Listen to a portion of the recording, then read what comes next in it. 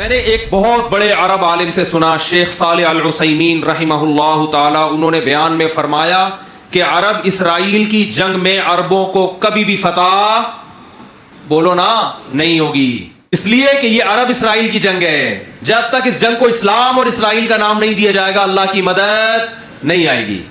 مسلم اسرائیل کی جنگ کہو گے تو مدد آئے گی. اللہ نے عربوں کی مدد کا وعدہ نہیں کیا. اگر اللہ نے عربوں کی مدد کا وعدہ کیا ہوتا تو اللہ محمد صلی اللہ علیہ وسلم کے مقابلے میں جو عرب لڑ رہے تھے وہ زیادہ تھے، میجورٹی میں تھے. ادھر جو عرب تھے وہ اقلیت میں تھے نبی کے ساتھ، ادھر عرب میجورٹی میں تھے. اللہ ان کی مدد کرتا، ابو جہل کی مدد کرتا، عتبہ ابن ولید کی مدد کرتا، ابو لہب کی مدد کرتا اللہ تعالیٰ. آپ صلی اللہ علیہ وسلم تنہا اور آپ کے ساتھ اکیلے ابو بکر. تو بتاؤ، دو عرب اس طرف باقی سارے بولو نا اس طرف. مدد کی ان دو کی نا، اس کا مطلب اللہ نے عربوں کی مدد کا وعدہ بولو نا بھائی نہیں کیا. کس کی مدد کا وعدہ کیا ہے؟ مسلم کی، اسلام کی. جو قرآن پر ایمان لائے گا اور اللہ کے نبی پر ایمان لائے گا اس کے لیے عربی ہونا ضروری نہیں ہے.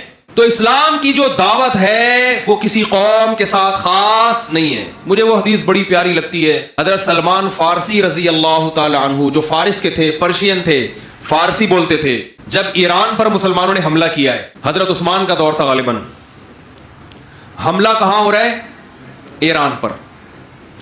اور حملہ کرنے والے بڑے بڑے صحابہ، بڑے عشرہ مبشرہ میں بھی اکثریت اس جنگ میں موجود. کمانڈ کرنے والے سلمان فارسی. نہیں آ رہی بات؟ حملہ کس پہ کر رہے ہیں؟ اپنے ملک پہ. کس پر؟ ایران پر. صحابہ نے آپ سے اجازت مانگی کہ آپ ہمیں اجازت دیں ہم اٹیک کریں. آپ نے فرمایا نہیں.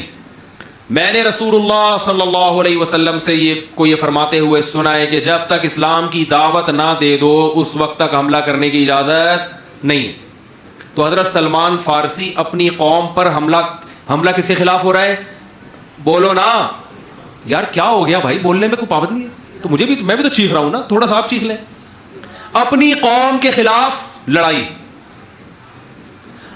تو لڑائی سے پہلے اپنی قوم کے پاس دعوت لے کر گئے. دعوت کا انداز دیکھیں. جب بھی اسلام کی دعوت دی جاتی ہے تو انداز یہ ہوتا ہے بھائی ہم سب تم کو ایک خدا کی طرف دعوت دیتے ہیں، آؤ اسلام پہ تحقیق کرو، یہ دین برحق ہے. یہ تھا نا؟ نا نا نا نا، یہ انداز نہیں. اس وقت جو اسلام کی سب سے بڑی خوبی تھی نا اس کو ہائی لائٹ کیا کہ اس کے بعد بھی اگر اسلام سمجھ میں نہیں آ رہا تو پھر تمہاری سمجھ میں نہیں آئے گا. وہ خوبی یہ ہے کہ یا اہل فارس، اے اہل فارس، انا رجل منکم، میں تمہاری قوم کا آدمی ہوں. تمہیں پتہ ہے کہ عربوں میں عصبیت کوٹ کوٹ کے بھری ہوئی ہے. عرب کے علاوہ کسی کو برداشت نہیں، اپنے سے جیسا کسی کو نہیں سمجھتے. مجھے عرب نے نہ صرف یہ کہ عزت دی ہے اپنے جیسا، بلکہ اپنے سے برتر مجھے کمانڈر بنا دیا. عرب کی قیادت کس کے ہاتھ میں ہے؟ کمانڈر کون ہے؟ میں ہوں. یا اہل فارس، اے اہل فارس، انا رجل منکم، تمہاری قوم کا آدمی ہوں. ترون العرب یطیعوننی، چھوٹی موٹی قوم میری فرما برداری نہیں کر رہی. عرب کو دیکھ رہے ہو کہ تم میری کمانڈ کے تحت لڑ رہے ہیں. کیا انداز، خاندانی انداز تھا یا نہیں دعوت کا؟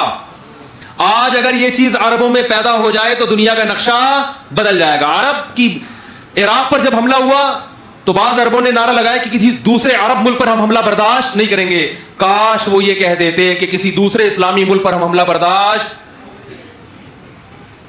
بولو نا، لیکن نہیں نکلتا منہ سے. عرب بھائی، عربوں کی تو مدد کہیں بھی نہیں قرآن میں لکھی ہوئی کہ اللہ کہتے ہیں میں عربوں سے محبت کرتا ہوں. ایک آیت بھی ہمیں ایسی نہیں ملی. یہ جو حدیث ہے کہ عربوں سے محبت کرو اس لیے کہ قرآن عربی، حدیث من گھڑت ہے. ٹھیک ہے، ہم پھر بھی فضیلت کے قائل ہیں کہ اسلام آپ میں پہلے آیا، آپ نے دنیا کی قیادت کی، اس بیس پر ہم عزت دیں گے آپ کو. لیکن اللہ کی طرف سے مدد اس بیس پہ نہیں آئی. جب بنو عباس کی خلافت کا، اسلام میں 2 خلافتیں عربوں کی آئی ہیں اور تیسری خلافت اجمیوں کی. بنو امیہ کی خلافت ختم، پھر بنو عباس کی خلافت جب ختم ہوئی تھی اسلام تباہ ہونے والا تھا، لیکن ترک کھڑے ہوئے اور اللہ نے ان کے ذریعے اسلام کو دوبارہ زندہ کیا. اور یورپ کی آنکھوں میں آنکھیں ڈال کے بات کرتے تھے. اس وقت بیت المقدس محفوظ تھا. ترک خلیفہ سے اسرائیل نے بیت المقدس کی تھوڑی سی زمین مانگی تھی. ترک خلیفہ نے کہا تھا کہ مٹی لے جانے کی بھی اجازت نہیں، زمین تو دور کی بات، یہاں سے مٹی شاپر میں ڈال کے لے جانے کی بھی اجازت نہیں. اس وقت ہم اس قابل تھے کہ آنکھوں میں آنکھیں ڈال کے بات کرتے, اس لیے کہ اس وقت یہ جنگ عرب اسرائیل نہیں تھی بلکہ مسلم اور بولو نا بھائی اسرائیل. لوگ کہتے ہیں عرب جو ہے نا اسرائیل کو تسلیم کر رہے ہیں, تو بھائی کرنے تو عربیت کی بیس پہ کر رہے ہیں, اسلام کی بیس پہ نہیں ہوگا. پاکستان اسلام کے نام پہ بنا ہے, عربیت کے نام پہ نہیں بنا, اس لیے پاکستان ابھی تک اسرائیل کو تسلیم نہیں کر رہا ہے اور انشاءاللہ نہیں کرے گا. اور اگر حکمران کرنے کی کوشش کریں گے تو ہم کرنے نہیں دیں گے انشاءاللہ. بیس اسلام ہے. آج کل میں کچھ ایتھیسٹ کی تقریریں سن رہا ہوں, بڑے نالائق ہیں, بڑے ہوشیار ہیں, باتوں کو بڑا گھماتے ہیں. اچھا, انہوں نے پھر بتایا کہ اسی وجہ سے یہاں پر جو سنگل مدر والی خواتین ہیں نا, سنگل مدر, ایسی مائیں سنگل, وہ کیا کہتے ہیں اس کو, سنگل مدر تو سنگل ہی ہوتی ہے, ایک بڑا مشہور لفظ انگلش میں استعمال ہوتا ہے سنگل پیرنٹ, یعنی اس کا فادر مارکیٹ سے کیا ہے, ہمیشہ کے لیے شارٹ ہو گئے, تو وہ ڈپریشن میں چلی جاتی ہیں ایسی, اور لاکھوں کروڑوں لڑکیاں اس طرح سے ڈپریشن میں گئی ہوئی ہیں. پھر ان کے لیے ادارے بنے ہوئے ہیں جو ان کو تسلیاں دیتے ہیں. یہ ہے آزادی, عورت کی آزادی, کماؤ, جاب کرو, مرد کے سہارے پہ مت جیو. ہمارے ہاں ذرا سروے کر کے دیکھو مردوں کا حال کیا ہے. لطیفے کس پہ بنتے ہیں شادی کے بعد, آدمیوں پہ بنتے ہیں. ٹھیک ہے کہ کچھ گھروں میں ناانصافیاں بھی ہوتی ہیں, ظلم بھی ہوتا ہے, مانتا ہوں, میجورٹی ایسی نہیں ہے. ایسی ہوتی تو یہ تمیز سے تھوڑی یہاں بیٹھے ہوئے ہوتے ٹوپیاں سر پہ لگا کے جمعے کی نماز. سب کے پیرنٹس جتنے یہاں لوگ بیٹھے ہیں, بتاؤ آپ سب کے باپوں نے آپ کی ماؤں کے ساتھ اچھا سلوک کیا, وفاداری کی کہ نہیں کی؟ اس پورے مجمع میں ایک آدھ شاید ایسا ہوگا جو یہ کہے گا میرے ابا نے میری اماں کے ساتھ اچھا نہیں کیا. 99.9% ایسے ہوں گے جو کہیں گے بھائی ہمارے ابا نے اماں کو گھر بھی لے کے دیا, ہمیں بھی اسکول میں پڑھایا, اور اب بھی ہماری اماں عزت احترام کے ساتھ گھر میں بیٹھی ہوئی ہیں. 99.9%. تو میں ایک ایتھیسٹ کی تقریر سن رہا تھا ایک ہفتہ پہلے یوٹیوب پہ, نام اس لیے نہیں بتاؤں گا کہ مشہور ہو جائے گا, کیونکہ ہم نے بہت سے نالائقوں کو بہت نام لے کے نا بہت مشہور کر دیا ہے, اور وہ بھی میرا نام نہیں لیتا, حالانکہ اس کو پتا ہے کہ میں ایتھیزم کے خلاف بہت بولتا ہوں. وہ کیوں میرا نام نہیں لے رہا, اس کو پتا ہے مفتی صاحب جواب کیا دے رہے ہیں میرے خلاف, خاندانی. وہ نام بھی ایسے لوگوں کے لیتا ہے جن کو سن کے لوگ اور اسلام سے دور ہو جاتے ہیں.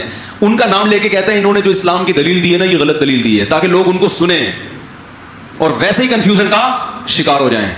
کچھ ایسے اسلامک اسکالر ہیں تو نہیں اسلامی لیکن مشہور ہے کہ اسلامک اسکالر ہیں. تو اس نے ایک خاتون کو بٹھایا ہوا, وہ بھی خدا کا انکار کرنے والی, وہ کہہ رہی ہے اسلام نے کیسی سختی کی ہے عورتوں کے اوپر, ایسی سختی کی ہے کہ مرد زبان سے 3 لفظ نکالتا ہے اور بیچاری عورت کا بیڑا غرق ہو جاتا ہے. 3 دفعہ طلاق نکالتا ہے اور عورت کا بیڑا کیا ہو جاتا ہے, غرق. اور پھر کہنے لگی انڈیا نے اچھا کیا کہ 3 طلاقوں پہ پابندی لگائی اور اس پہ سزا رکھی ہے, اور بیڑا غرق ہو جاتا ہے. تو تائید کر رہا ہے وہ اس کی سامنے جو بیٹھا ہوا ہے, اور 2-4 لوگ اور بھی, ہاں یار یہ دیکھو اتنا بڑا رشتہ, اتنا گہرا رشتہ, 3 لفظ نکالے اور کیا ہو گیا, ختم. اچھا, اس سے پہلے یہ تقریر کر رہی ہے کہ اسلام نے عورت کو مرد کا تابع بنا دیا ہے, ایکولیٹی نہیں ہے اسلام میں, ہے جاب نہیں کر رہی اور یہ وغیرہ وغیرہ. میں نے اسی وقت پکڑا, وہ میرے سامنے تو ہوتی تو میں اس کو جواب دیتا کہ اگر اسلام نے عورت کو بیوی بنا کے ظلم کر دیا اور مرد کے ماتحت بنا دیا, تو جب مرد نے دھڑا دھڑ 3 طلاقیں نکالی تو عورت کو تو خوشی سے پاگل ہو جانا چاہیے کہ میں مرد کی قید سے آزاد ہو گئی. تو اب اس پہ ترس کیوں کھا رہی ہو اتنا؟ یہ تضاد ہے یا نہیں ہے؟ نہیں آ رہی بات. اگر یہ آپ سمجھ رہی ہو کہ اس کا گھر تباہ ہو گیا, وہ بیچاری مظلوم ہے, اس کا مطلب شوہر بہت بڑی نعمت تھا جو اس کو ملا ہوا ہے, اور شوہر آدمی ہوتا ہے. اس کا مطلب عورت کے لیے مرد یعنی ہسبینڈ ایک بہت مقدس رشتہ ہے, جس کو مل جائے اس کو شکر ادا کرنا چاہیے, اور یہ اسلام نے دیا ہے. نہیں آ رہی میرا خیال ہے بات. کھوپڑی نہیں ہے ان لوگوں کے پاس, باتوں کو کیا کر رہے ہیں, اپنی ہی باتوں میں تضاد. وہ جیسے میں نے بتایا نا ویمن رائٹس والی خاتون ایک ٹی وی پہ میرے سامنے بیٹھی ہوئی تھی کیمرے میں, تو میں نے کہا مجھے وہ شکر ہے اس وقت میں نے ان کو یہ چٹکلا نہیں سنایا. ایک دفعہ میں نے ٹیلی ویژن میں ایسے کوئی چٹکلا سنا دیا تھا جو اینکر کی جو ہنسی چھوٹی ہے نا, وہ کیمرے کے سامنے کہہ رہا ہے یار اللہ کا واسطہ مفتی صاحب ہلکا ہاتھ رکھو. تو وہ ویمن رائٹس کی جو خاتون تھی نا, انہوں نے خواتین کے حقوق میں کچھ ضرورت سے زیادہ بولتی ہیں یہ, مانتا ہوں خواتین پہ ظلم ہوتا ہے تو مردوں پہ بھی ہوتا ہے, دونوں پہ ہوتا ہے. تو انہوں نے بولنا شروع کیا, ہمارے ہاں ڈیلیوری کے دوران ہر 3 منٹ میں اتنی عورتیں مر جاتی ہیں, اور تیزاب پھینکنے سے اتنی عورتوں کا بیڑا غرق ہو جاتا ہے, یہ کرنے سے اتنی عورتیں مر جاتی ہیں, پتہ نہیں 3 منٹ میں یہ, 4 منٹ میں یہ, 5 منٹ میں یہ, 6 منٹ میں اتنی عورتیں, 7 منٹ میں اتنی عورتیں. تو مجھے خیال ہوا, میں نے کہا کہ یار میں گھر فون کرتا ہوں, گھر والے خیریت سے ہیں کہ اتنی 2-3 منٹ میں اتنی انہوں نے مار دی ہیں, تو پتہ نہیں میرے گھر میں کوئی زندہ بچا بھی ہے کہ نہیں بچا ہے. ایسی رپورٹ پیش کرو اس کو کم از کم. اور پھر میں نے کہا اتنی ڈلیوری ہو نہیں رہی ہے جتنی ڈلیوری سے عورتیں مار رہی ہیں. یہ ڈلیوری آج کل خواتین کے بچے کہاں پیدا ہو رہے ہیں, 2 کے بعد تو بریک ختم, 2 بہت 3 ہو گئے. بچوں کا ریشو اتنا کم, اتنے پیدا نہیں ہو رہے جتنے انہوں نے بچوں کی نسبت پیدا کرنے والی ماؤں کو مارا ہے اسپیڈ کے ساتھ. تو میں کہنے والا تھا محترمہ مر رہی ہے لیکن آپ کی اسپیڈ کچھ ضرورت سے زیادہ تیز ہے, تھوڑی اسپیڈ کم کر لیں. چاہیے نا, ہائی وے پہ لکھا ہوتا ہے نا کہ 120 سے اوپر الاؤ نہیں ہے, تو آپ 220 پہ پہنچ گئی ہیں, اس کو تھوڑا سا کیا کریں. لیکن میں نے کہا یار پہلی دفعہ کوئی ٹاکرا ہوا ہے ویمن رائٹس والوں کے ساتھ, ابھی ایسی میں نے بات کی تو یہ اپنی انسلٹ نہ محسوس کریں کہیں, اس لیے ہم تمیز سے ہی چلتے رہے. تو وہ جو ایتھیس اور خاتون ہے وہ انٹرویو دیتے ہوئے یوٹیوب چینل پہ کہہ رہی ہے کہ اسلام نے, پہلے کہہ رہی ہے کہ اسلام نے عورت کو, مرد آزاد ہے, عورت بھی کیا ہے, آزاد ہے, کوئی ایک دوسرے کے غلام نہیں ہیں, دونوں پیرلل ہیں, دونوں برابر ہیں. اور کہہ رہی ہے اسلام نے دیکھو 3 دفعہ زبان سے نکالو اور کیا ہو جاتا ہے, گھر بس اس کو زندگی تباہ. تو کیوں تباہ ہو گئی؟ اگر اسلام نے بیوی بنا کے عورت کو فار ایگزامپل فرض کرو غلام بنا دیا, تو آپ کو تو خوش ہونا چاہیے کہ اس غلامی سے نکالنا بہت آسان کر دیا اسلام نے. 3 دفعہ منہ سے بولو ختم. لیکن آپ مانتی ہو کہ مسلمان جب 3 طلاقیں دیتا ہے تو عورت کا بیڑا غرق ہوتا. مانتا ہوں کہ ہوتا ہے غرق. یہ غرق اس لیے ہوا ہے کہ یہ بہت بڑی نعمت اس کو ملی ہوئی تھی, اور یہ نعمت کس نے دی تھی؟ اسلام نے دی تھی, جو اس کی بھی محافظ, اس کے بچوں کا بھی محافظ. سمجھ میں آ رہی ہے بات؟ ہاں, یہ آپ کہہ سکتے ہیں کہ جب اتنی بڑی نعمت ہے عورت کے حق میں شوہر, اور پہلے تو میں بتا دوں بڑی نعمت ہے, تبھی تو اسلام عورت کو عدت گزارنے کا حکم دیتا ہے. اور فقہاء اس کی حکمت, بہت سی حکمتوں میں یہ بھی ہے کہ بزوال نعمت الزوج, شوہر کی نعمت اس سے چھن گئی ہے, اس کو احساس ہوگا اس کا, عدت گزارے گی تاکہ دوبارہ شوہر ملے گا تو اس کی قدر کرے گی کہ مجھے سوگ منانے کا حکم شریعت نے اس لیے دیا تھا کہ شوہر ایک بہت بڑی نعمت ہے جو مجھ سے چھن گئی, ورنہ اسلام سوگ منانے کی کہاں اجازت دیتا ہے. رہا یہ کہ اتنی بڑی, وہ میرا ٹاکرا ہو تو میں اس سے بات کروں گا نا, میرا ٹاکرا ہوا نا اس خاتون سے, تو میں اس کو یہ پھر دلیل دوں گا, ہو سکتا ہے یہ دلیل اس تک پہنچ جائے. تو یہ ایک الگ بات ہے کہ اتنی بڑی نعمت ہے تو اسلام نے اس نعمت کو ختم کرنے کو اتنا آسان, بولو بھائی, بولتے کیوں نہیں, کیوں بنایا کہ بس 3 دفعہ 20 سال کے رشتے 3 دفعہ زبان سے لفظ بولا اور ہمیشہ کے لیے ختم, اتنا آسان کیوں کیا؟ اس کی 2 وجوہات ہیں. کتنی وجوہات ہیں؟ 2. پہلی وجہ یہ ہے کہ اسلام میں الفاظ کی بہت اہمیت ہے. اسلام آپ کے جو زبان سے نکلے ہوئے الفاظ ہیں ان کو ویلیو دیتا ہے, لہذا اسلامی معاشرے میں کامیاب زندگی گزارنے کے لیے آپ کو اپنی زبان کی حفاظت کرنی پڑے گی. اور یہ صرف اسلام میں نہیں ہے, ہر کامیاب ادارے میں یہی اصول ہے کہ زبان سے نکلے ہوئے الفاظ ریورس نہیں ہوتے, ورنہ ایک بھیڑ چال چل جائے, بھیڑ چال والا نظام ہوگا.